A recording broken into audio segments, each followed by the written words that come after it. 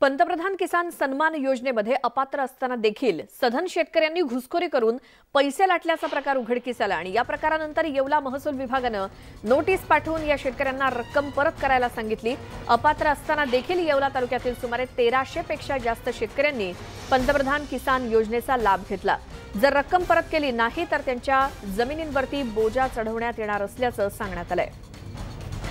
आमचे प्रतिनिधी बबू शेख आपल्या सोबत जोडले गेलेत।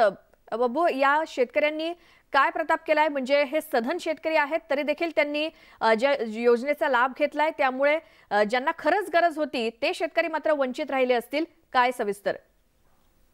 श्वेता, खरं तर प्रधानमंत्री किसान योजना हे गोरगरीब जे अल्पभूधारक शेतकरी आहे त्यांच्यासाठी आहे। त्यांच्यासाठी वर्षाला 6,000 रुपये केंद्र शासनाकडून दिले जातात, त्यांच्या खात्यात जमा केले जातात।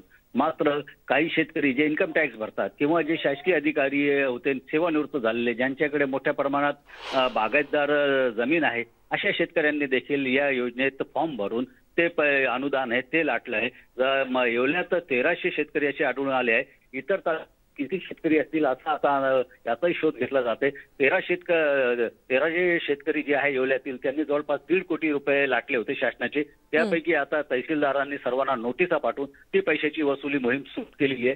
70 लाख रुपये वसूल झालेले, इतर शेतकऱ्यांनी अद्याप पैसे भरलेले नाही।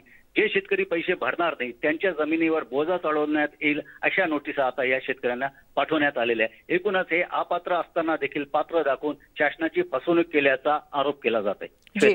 बाबू, धन्यवाद या सगळ्या माहितीसाठी। त्यामुळे अपात्र शेतकऱ्यांनी या योजनेचे पैसे लाटले, त्यामुळे पात्र शेतकरी हे वंचित राहिलेले आहेत। हा प्रकार सगळा नाशिक मधल्या मनमाड मालेगावातला।